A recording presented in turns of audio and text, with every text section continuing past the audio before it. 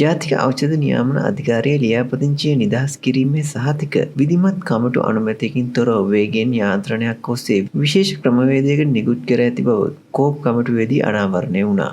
මේ පිළිබඳව අනාවරණය වූයේ ජාතික ඖෂධ නියාමන අධිකාරිය 2022 2023 සහ 2024 වර්ෂයන්ට අදාළ විගණනාධිපති වාර්තාව සහ වර්තමාන කාර්ය සාධන පරීක්ෂා කිරීමට පාර්ලිමේන්තුවේ පොදු ව්‍යාපාර පිළිබඳ කාරක සභාවේ එහි සභාපති පාර්ලිමේන්තු මන්ත්‍රී නිශාන්ත සමරවීරගේ සහභාගීත්වයෙන් පසුගියදා පාර්ලිමේන්තුවේදී රැස් වූ අවස්ථාවේදීය.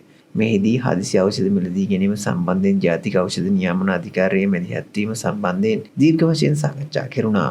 මේ අනුව ලියාපදිංචිය නිදහස් කිරීමේ සහතිකය විධිමත් කමිටු අනුමැතියක් යටතේ කිරීමට ක්‍රමවේදයෙන් බැහැරව වේගයෙන් යාන්ත්‍රණයක් ඔස්සේ විශේෂ ක්‍රමවේදයකට නිකුත් කර ඇති බවත් මෙමගින් ප්‍රධාන විධායක නිලධාරියාගේ තනි කැමැත්තට ලියාපදිංචිය නිදහස් කිරීමේ ලිපි නිකුත් කිරීමේ ක්‍රමවේදයක් අනුගමනය කර ඇති බවත් කෝප් කමිටුවේදී පෙන්වා දුන්නා.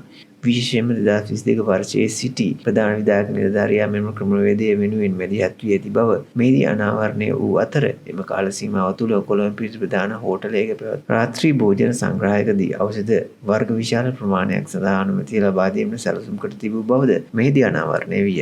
නමුත් මේ සඳහා අධ්‍යක්ෂ මණ්ඩල නියෝජනය කළ වෛද්‍යවරුන්ගේ විරෝධතාවය පළ වී ඇති බවත් එබැවින් මේ සම්බන්ධයෙන් තවමත් ශ්‍රේෂ්ඨ අධිකරණයෙන් නඩුගත් කටයුත්ත පවතින බවත් මෙහිදී අනාවරණය වුණා. මේ පිළිබඳව දීර්ඝ සාකච්ඡා කිරීමෙන් අනතුරුව ඉදිරියේදී අදාළ කාල සීමාවේ ජාතික ඖෂධ නියාමන අධිකාරියේ හිටපු අධ්‍යක්ෂ මණ්ඩලය කෝප් කමිටුව ගෙනීම තීරණය කෙරුණා. එසේම සුවඳ විලවුන් සහ ක්‍රීම් වර්ග භාවිතය නිසා ඇතිවන රෝගී තත්ත්වයන් පවතින බැවින් සුවඳ විලවුන් සහ ක්‍රීම් වර්ග නියාමනය කිරීම සම්බන්ධයෙන් අවධානය යොමු යුතු බවද කාරක සභාවදී පෙන්වා දුනි. නමුත් කිසිදු ආයතනයක මේ සම්බන්ධ නියාමනය කිරීමේ නීතියෙන් බලයක් නොමැති බවද කමිටුවේදී අනාවරණය වූ අතර මේ සම්බන්ධයෙන් අවශ්‍ය නියාමන නීතිය ප්‍රතිපාදන සකස් කර ගැනීම තම ආයතනයේ බලතල දෙන ලෙස නිලධාරීන් පෙන්වා දුන්නා.